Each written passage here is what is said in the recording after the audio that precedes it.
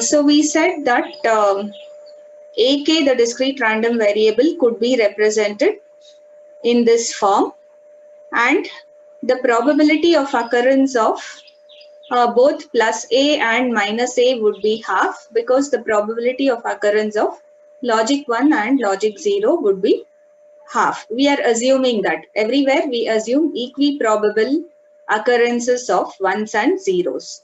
So once we have written the value of AK and the probability Pi, our next job is to find the autocorrelation function. As we know, autocorrelation function can be found for two cases. One is when n is equal to 0. So whenever n is equal to 0, we know that the expected value would be AK into AK, which would turn out to be what? Either plus A into plus A. Both the AK values can take either plus A, or both can take the values minus A. So that is the possibility here. They can either take the value plus A, or they can take the values minus A when they are equal. So plus A occurs with a probability half, as we have written here. Occurrence of plus A is with probability half. So this is Pi. And occurrence of remember, it is summation what? I is equal to 1 to 2. In this case, we have only two cases. AK into AK minus n into Pi. This is how we find the ACR function. So here we are trying to find the ACR function for n is equal to 0. So we are finding RA of 0. And if n becomes 0 here, both the values will become AK into AK. And the two possibilities are both these AK values can be plus A, or they can be minus A. They are the two possibilities as we have listed here. So when I consider the values and their probabilities, I'll get the value of ACR function RA of 0 as A squared by 2 plus A squared by 2. So the total value here is A square. The second condition we were trying to find is when n is not equal to 0. So when n is not equal to 0, what happens? We have four combinations possible. So what are the four combinations possible? 0, 0, 0, 1, 1, 0 and 1, 1 for AK and AK minus n. This n can be anything other than 0. And what are the possibilities we can have? I can have, we know 0, 0 is represented with minus and plus. Okay, it will be easier, I think, if I consider the wave shape. Let's say 0 is represented with minus and then plus. That is what I mean by minus and plus A. The other bit is also a 0. It is represented with a minus and plus, right?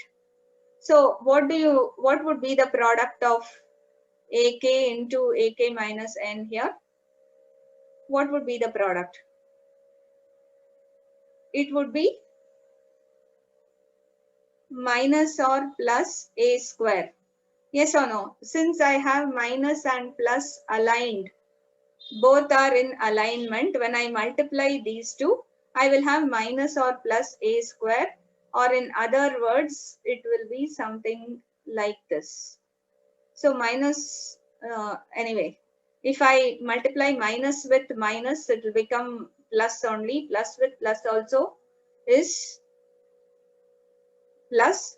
So in other words, I can say this will end up as plus A square itself. Okay. So what would this become? Sorry. It would simply become plus A square. So for both cases, I am going to get plus A square like this. For this as well as this, the product. And what about the second case? A 0 and a 1. A 0 is represented like this, and a 1 is represented like this. So what happens if I multiply this? Here this part is minus a and plus a.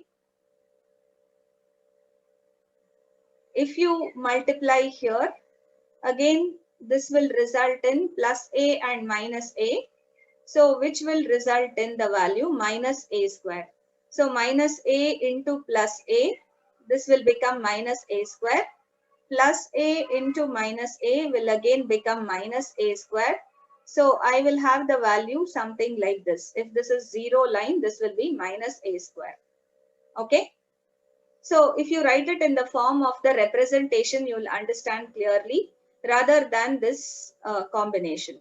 So try to do it like this. How do you represent a logic 1 in Manchester? Logic 1 is plus a minus a, and a logic 0 is minus a plus a. Minus a plus a. So what would happen to the product? In the first half, remember this is 0 to TB by 2 and this is TB by 2 to TB. Same way 0 to TB by 2, TB by 2 to TB. So when I multiply the values between 0 to TB by 2 in both these, I'll get the value as minus a square. Yes or no? Plus a into minus a will become minus a square. Again here, in the second half, when I multiply minus a into plus a, I'll again get minus a square. So in both the cases, both the halves, it will be minus a square. Is that clear? So the middle two combination, when I have a 0 and 1 or 1 and 0, will result in values of minus a square. Let's see the last combination, 1 and 1. 1 is represented with plus a minus a. The second one is also represented with plus a minus a. So what happens when I multiply the first half? I'll get plus a square. When I multiply the second half, minus a into minus a, I'll again get plus a square. So what are the values I'm getting? So this results in the value plus a square in both the halves. 0 to TB by 2, from TB by 2 to TB. In both halves, it results in the value plus a square. So these are the results I'm getting for the 4 possible combinations. Okay, any doubts with this? This is what we were trying to do in the last class. To find the ACR function, first we always consider n is equal to 0 and we'll find the autocorrelation value. And when I consider n not equal to 0, I'll have 4 different possibilities because there are 2 bits which we are considering. One bit is AK, the other bit is AK minus n. And the 4 combinations, if I list like this, and if I multiply the values of AK into AK minus n, this is what I'm going to get. Okay. So now can I find the ACR function? Therefore, the ACR function RA of n for n not equal to 0, what would it be? Summation, there are 4 combinations. I is equal to 1 to 4, AK into AK minus n into probability Pi. And as usual, what is the probability of occurrence of each of these combinations? We'll always consider equal probability. So I'll say all the 4 combinations are equiprobable, which means the probability of occurrence of each of these is 1 by 4. Okay. So if the probability of occurrence of each of these is 1 by 4, what happens to the values? For the first combination, we know the result of the product is plus a square. So you will get plus a square into 1 by 4. The second is minus a square into 1 by 4. Third is also minus a square into 1 by 4. Fourth is plus a square into 1 by 4. So eventually you'll see this will result in 0. So similar to the first case which we considered, the bipolar signaling format was the first one which we did.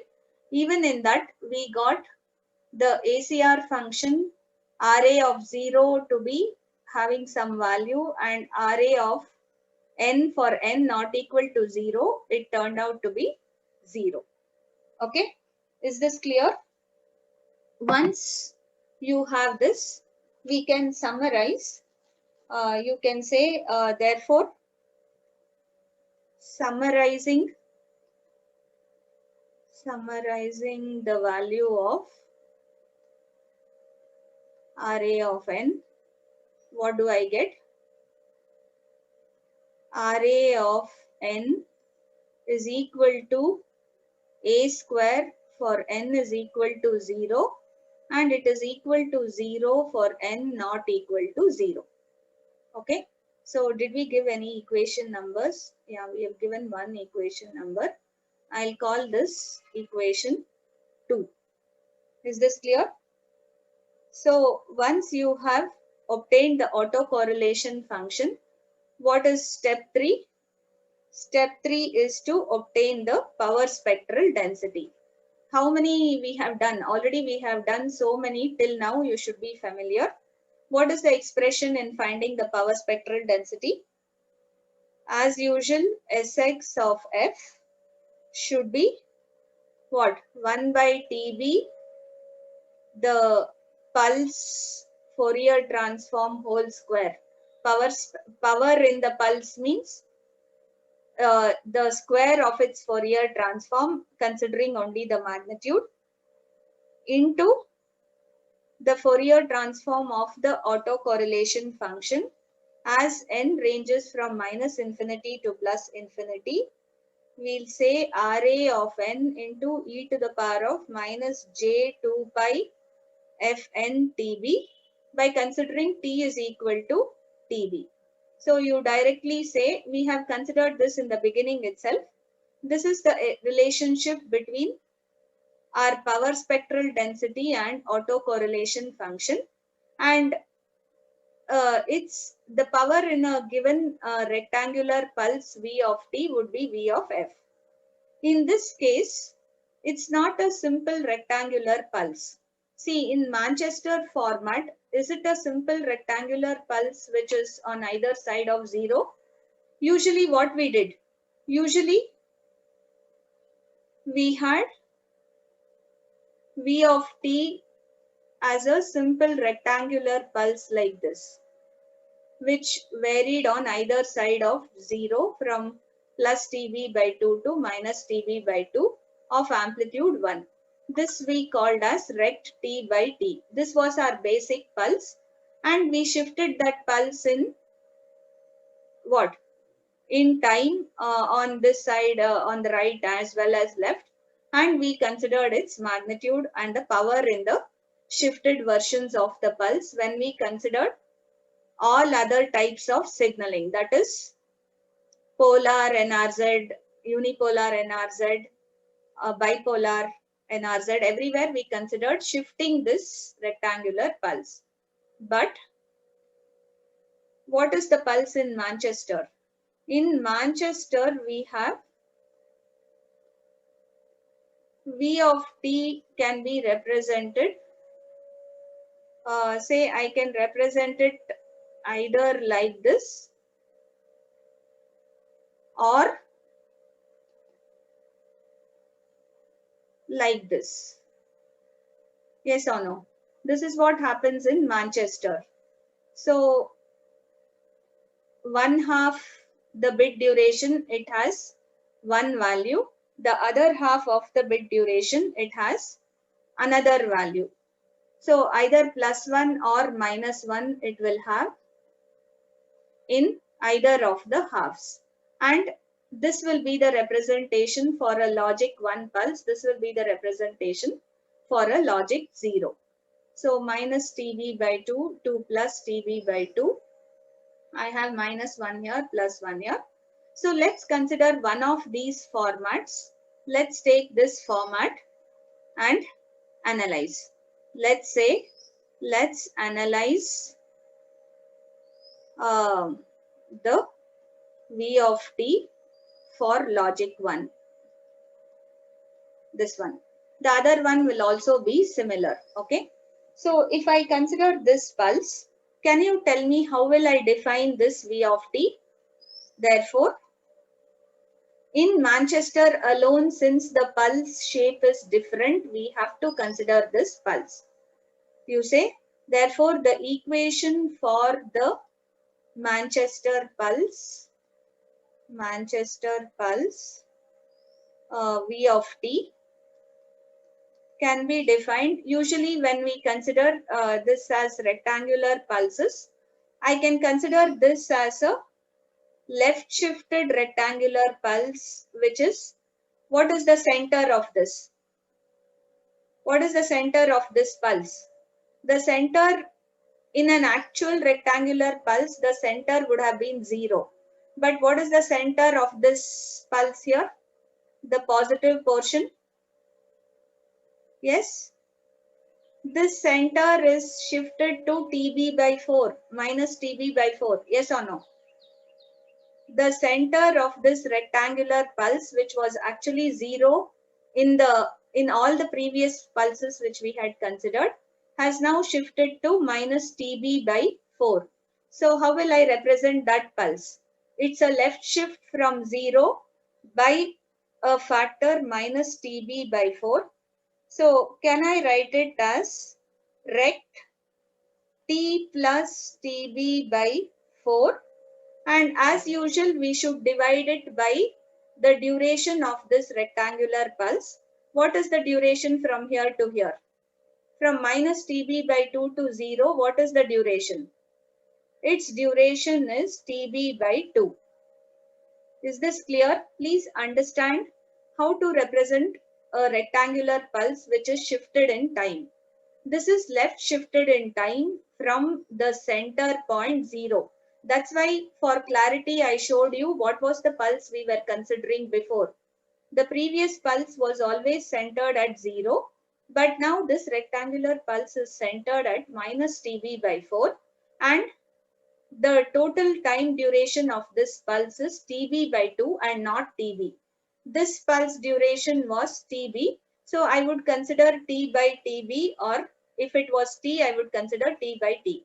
Whatever is the duration, I should divide it by that. And here it is T minus 0 because it was centered at 0. If it is not centered at 0, I should consider T minus of minus TB by 4, which indicates a left shift, and divide it with the duration of this pulse, which is TB by 2.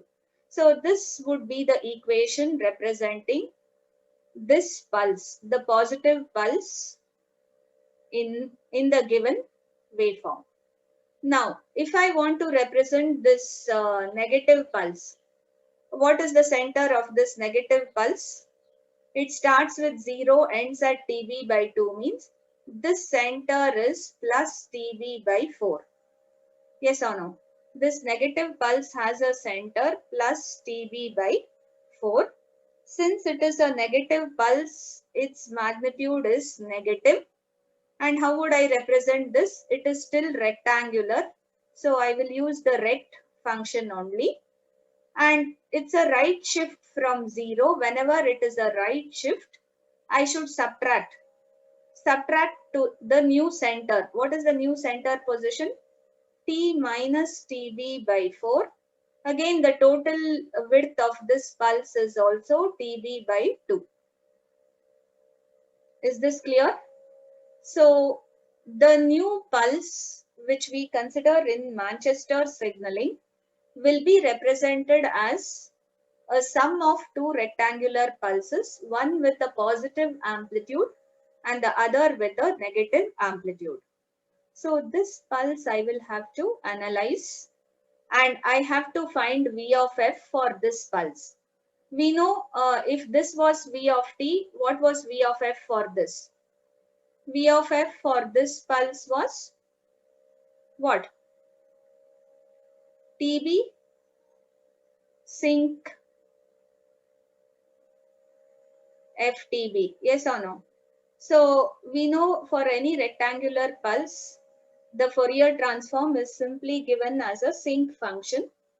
For this, which is a sum of two rectangular pulses, one shifted negative, one shifted positive, I will have to find the Fourier transform separately. Okay, so this is the equation for the Manchester pulse. Any doubts so far? Please ask if you have any doubts. If not, let's continue and find the Fourier transform of this pulse.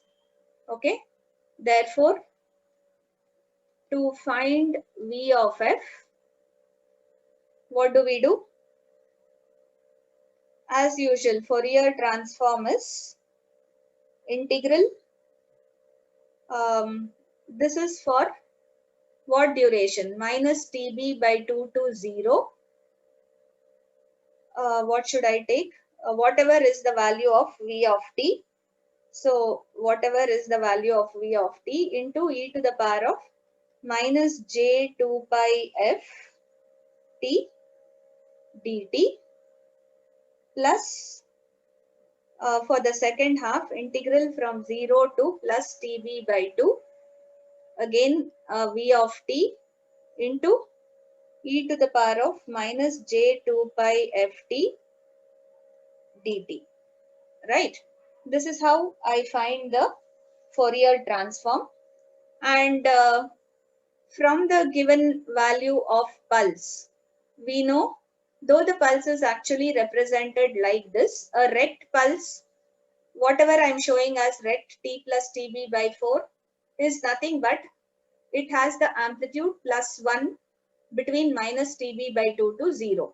So whatever you're representing as this pulse will simply have the value plus 1 in the interval minus Tb by 2 to 0, and it will have the amplitude minus 1 in the interval 0 to Tb by 2. So how do you simplify this? This becomes minus Tb by 2 to 0 plus 1 into e to the power of minus j 2 pi ft dt 0 to plus Tb by 2 minus 1 into e to the power of minus j 2 pi ft dt. Please note down, because all these derivations you will not have in the textbook, and maybe in the notes also I may not give the complete derivation in detail. Usually we will assume V of f directly. If V of t changes to this, what would happen to V of f? Here we are trying to find V of f. Can you do it? I want you to simplify this. Please do the simplification. What happens? This value will be e to the power of j 2 pi ft divided, integral means divided by minus j 2 pi f in the interval minus Tb by 2 to 0, right? Plus this is minus e to the power of minus j 2 pi ft divided by minus j 2 pi f, and this is in the interval 0 to Tb by 2. Maybe this plus into this minus, we can take it as minus here outside. So if you simplify and try to take some common factors, what would you get? Can I take 1 by minus j 2 pi f as a common factor in both? Now you apply the limits. E power minus j 2 pi f into 0. This is e power 0 minus e power minus j 2 pi f into minus Tb by 2. Okay. So this is the first part. And in the second part, I have a minus sign here, minus into plus. I have taken this 1 by minus j 2 pi f outside as common. So now this minus is gone. I'll apply the limits. E power minus, if anybody has simplified, please tell me the answer. I'm substituting Tb by 2 for t. Minus the second limit is 0. Put t as 0. So How do you simplify this?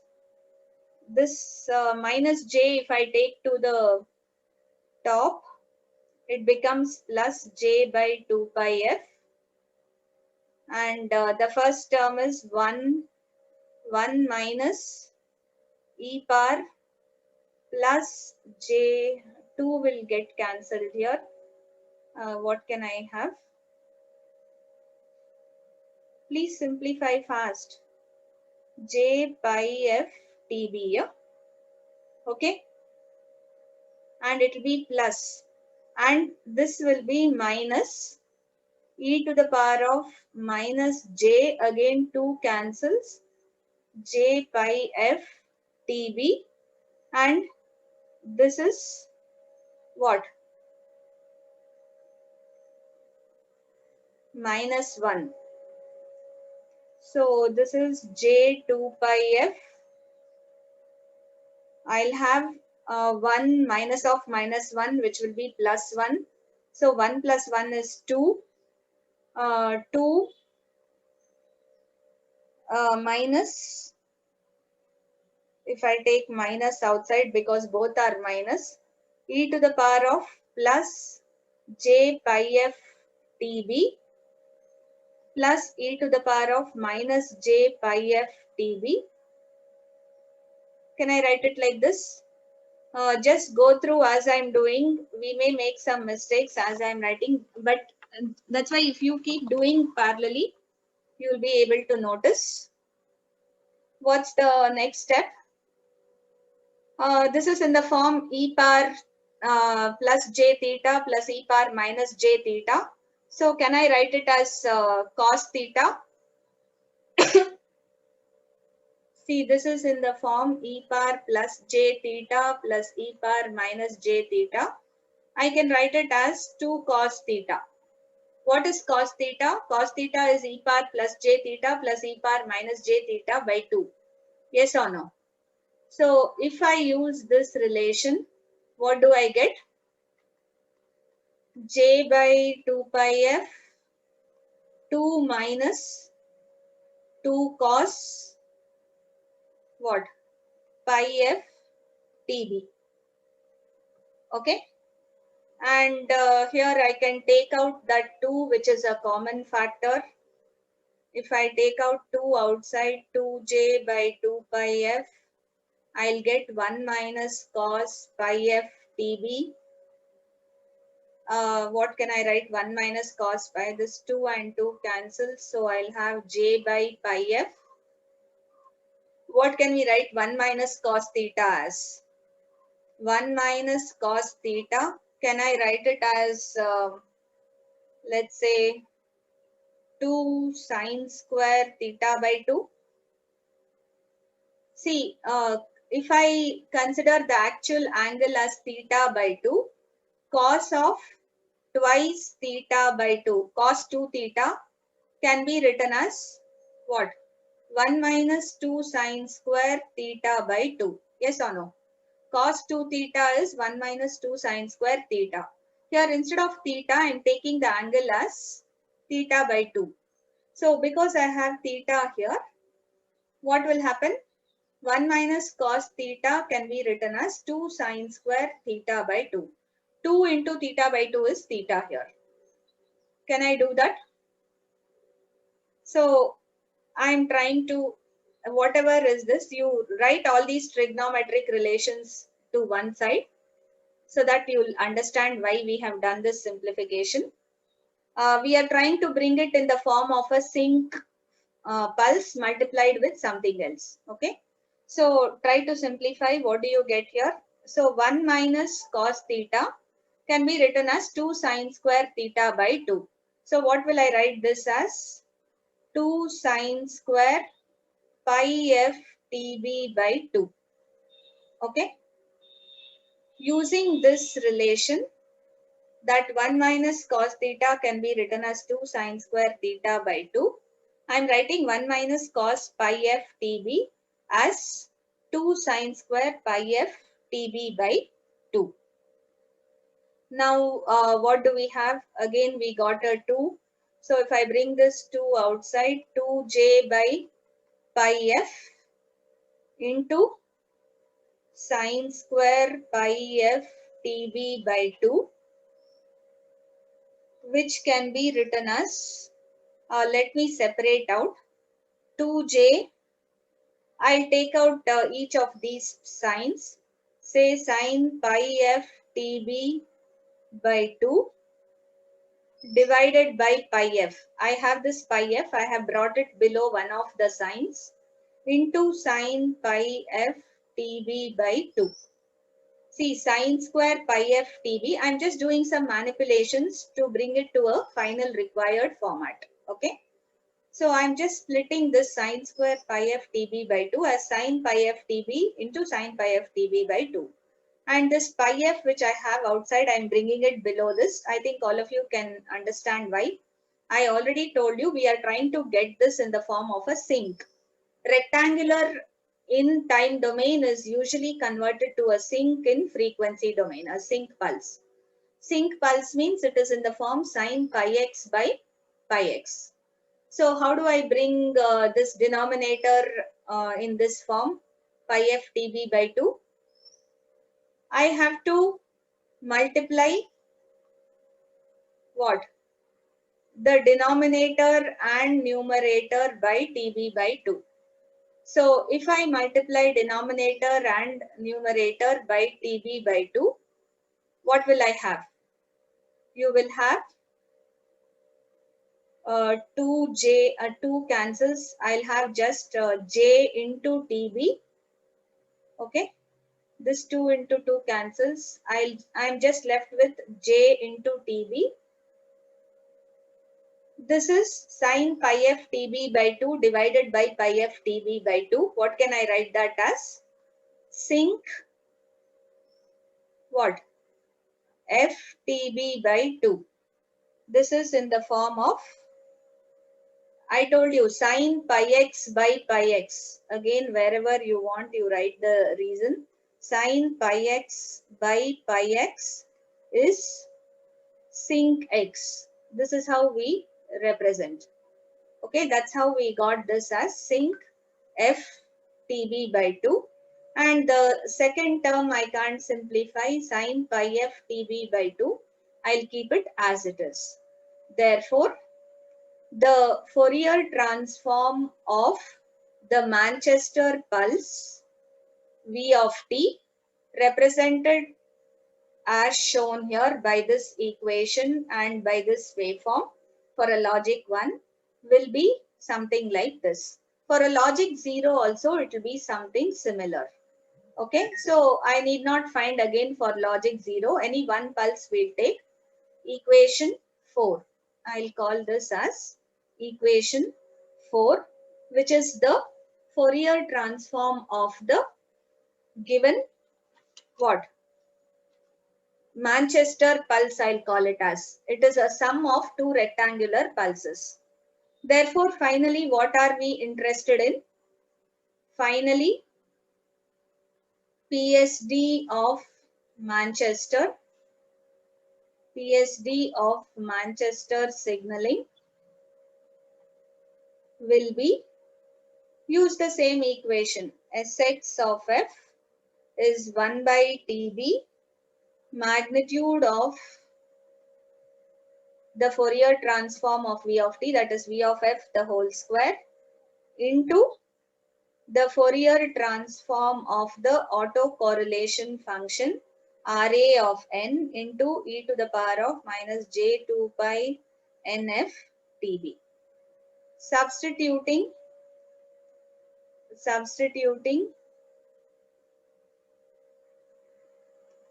what? Equation 4. See, one more thing, if they give it to you for derivation in the exam, this V of f, if you can remember, you can write directly. You can skip these steps where we have found V of f if it is not specifically asked. If they have asked it for less marks and if it is not specifically asked, then you can skip the steps needed to find V of f and you can directly say, for you have to write this V of t. For Manchester pulse, V of t is represented like this, and that is the representation of the waveform for logic 1. So its V of f would be given as JTB sinc FTB by 2 into sine pi FTB by 2. But I think it's easier to derive than trying to remember that relation. Anyway, it's left to you. So substituting 4 in the above expression, what do I get? In the above expression, 1 by TB, this becomes JTB, J square TB square, sinc square FTB by 2, sinc square FTB by 2 into sine square pi FTB by 2. So please understand, I have just substituted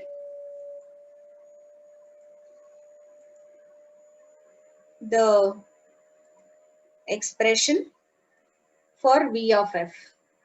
JTB becomes J square TB square, sinc FTB by 2, sinc square FTB by 2, sine pi FTB by 2, sine square pi FTB by 2.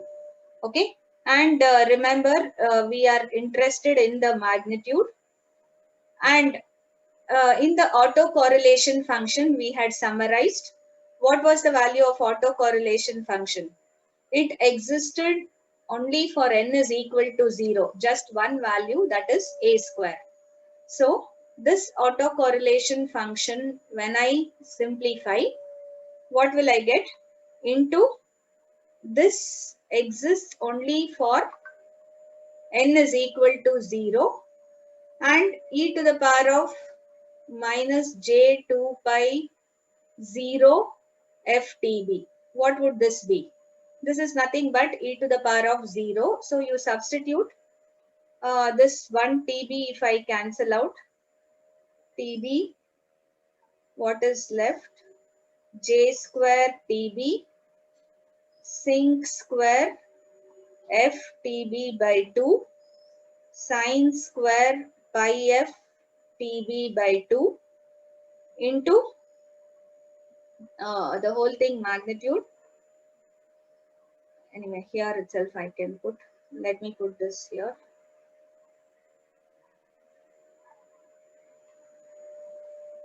Sinc square. RA of 0 value was plus a square. See, when n is equal to 0, RA of n was plus a square. Just substitute that into e power 0. E power 0 is 1. So this will be the expression. So what would I get? Sx of f. Therefore, Sx of f, j square value is minus 1, but since I am taking only the magnitude plot, remember this is magnitude of V of f square, right? Since I am considering only the magnitude plot into a square, I can write it as a square into TB sinc square FTB by 2 into sine square pi FTB by 2. So this will be the expression for the power spectral density in a Manchester line code or in a Manchester signaling format. So please remember, this is the expression you have to derive. This is the final expression for power spectral density. As usual, you need to plotting the above equation. I told you you generally need to plot by considering different values for what? FTB. We usually take FTB along the x-axis, and for a normalized plot, we'll be considering Sx of f to have a maximum value 1. You will notice that if you try to plot this Sx of f, you will get a curve something like this. a smooth curve you draw, you will get a curve something like this. The maximum value of this curve is 0.5 in the normalized plot, and the band it will maximize for FTB is you will get the highest value when FTB is 1, as you can see here, and for 2 it will again become 0. You can try to take different values of FTB and try to plot this curve, and this is how it will look. As you can see clearly, at 0 frequency the power is 0. The PSD is 0 at 0 frequency. It maximizes at a frequency FTB of 1, and again it becomes 0 at 2. So what is the total bandwidth needed? The bandwidth, this is 1. If I write bandwidth in terms of frequency, all this will become 1 by TB, this will become 2 by TB. So this is 2 by TB would be the total frequency content or bandwidth of this signal. I am interested in finding only F. So F ranges between 0 to 2 by TB. Here we are plotting x-axis as FTB, please remember. So this bandwidth of this signal is 2 by TB, and therefore you can say advantage is no DC content, no DC content at 0 frequency. Therefore, very useful in transmission, as DC coupling circuits can be avoided. I don't have any DC content or no power at 0. So you can avoid using DC coupling circuits during transmission. And here disadvantage, I can say the bandwidth is approximately 2 by TB, whereas if you remember for all other line codes, for all others, bandwidth was nearly equal to 1 by TB. You remember in most of the line codes which we have derived before, I have here, you see the bandwidth occupied by the signal will be 1 by TB. Here also, this was bipolar format. Before that we did what? Unipolar format. There also the bandwidth is 1 by TB, but there was a DC content in unipolar. In bipolar, we have no DC content, but still the bandwidth was 1 by TB. But for Manchester, you're needing double the bandwidth. You can surely say that will be the case because I'm sending 2 pulses in one time period. In all the previous cases, we used to send just one pulse, one rectangular pulse in one time period. But in Manchester, we are trying to send 2 pulses in one time period. That's why it will need twice the bandwidth as all other signaling formats. Okay, it will need twice the bandwidth as compared to all other signaling formats. So remember, this is the advantage of Manchester signaling. And like if I try to combine, let's just say for comparison of all PSD of binary line codes, all binary line codes which we have discussed. Okay, let me try to draw one general graph.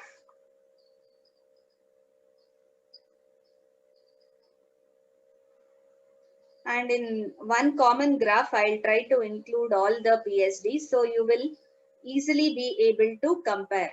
Remember, this Sx of f is the normalized value. That means its maximum value can be 1. Okay, the normalized value, the highest value can be 1. So we saw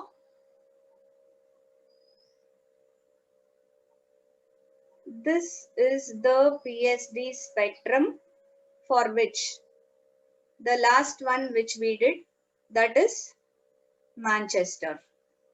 So for Manchester line code, this was the spectrum. And if I consider what bipolar, NRZ bipolar, its value also, the maximum value would be 0.5, but it would reach that value. So this is the format for NRZ bipolar. Its bandwidth will be just 1. So this was the power spectral density of NRZ bipolar, as you can see. Then if I consider NRZ unipolar, how did I get?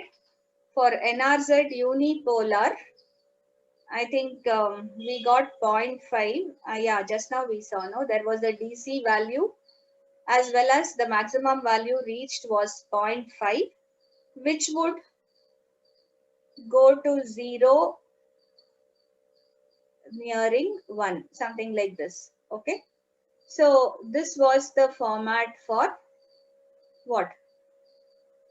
I'll write it outside. NRZ unipolar signaling. And the first one which we considered, what was the first one which we considered? The first one which we considered was NRZ polar format, and that NRZ polar format had the power spectral density of 1. So it took the power spectral density of 1. It looked something like this. So this is for NRZ polar. So these are the 4 different power spectral densities which we have derived, and their power spectral density curves will look like this in comparison. So you can see Manchester is best if I have to avoid DC content, but the bandwidth required for Manchester is double that as the bandwidth required for the other 3 cases.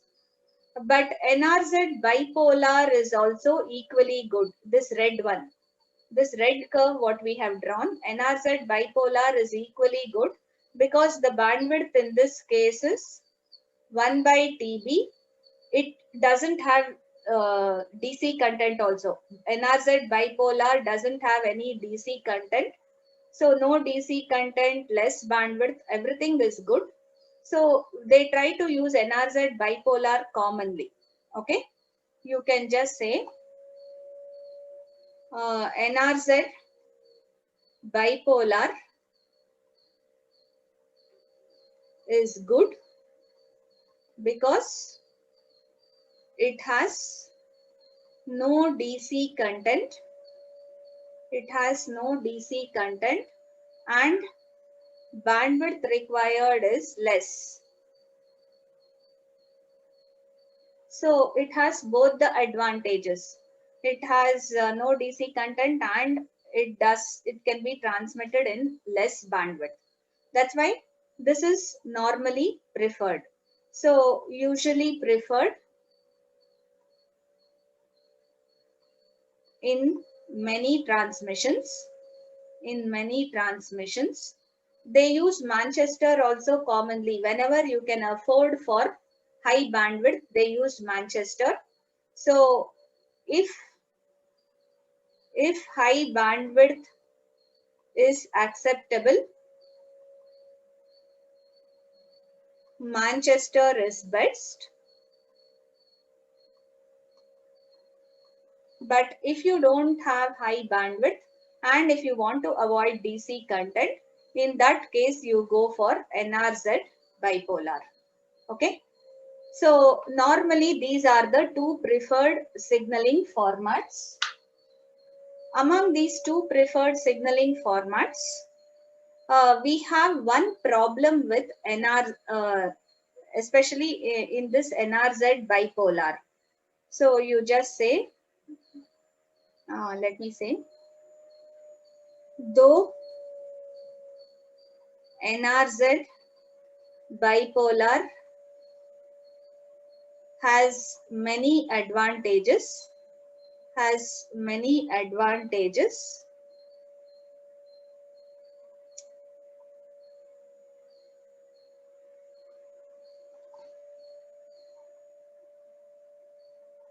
It has one major problem, which is called the synchronization problem, or we also call it as not transparent. What is the meaning of this not transparent? It means that if at the transmitter, at the transmitter I am using a clock, at the receiver also I have to use a clock. These two clocks should be synchronized. I have to synchronize these two clocks. And what do we normally do at the receiver? How do we use the receiver to synchronize to the transmitter clock? Do you remember any technique? Yes? A simple technique to synchronize receiver clock with transmitter is to use PLL. Remember phase lock loop, which we have studied last time in PCS, is a simple technique which helps us to synchronize the receiver clock to the transmitter clock only when we have proper synchronization. It's very, very important. Please remember, having proper synchronization between the received and transmitted clocks are very important if I have to recover the signal properly. Very important for proper signal recovery. Okay. So, very, very important for proper signal recovery, and it can be achieved by using PLL.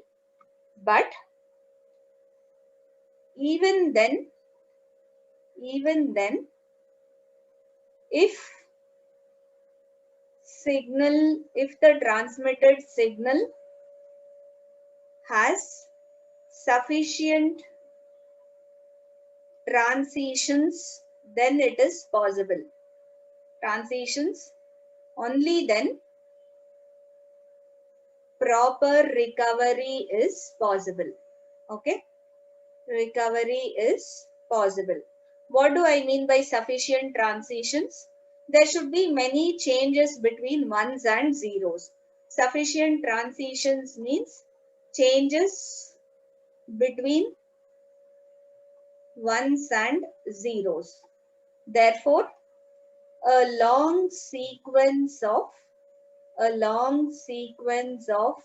zeros is to be avoided.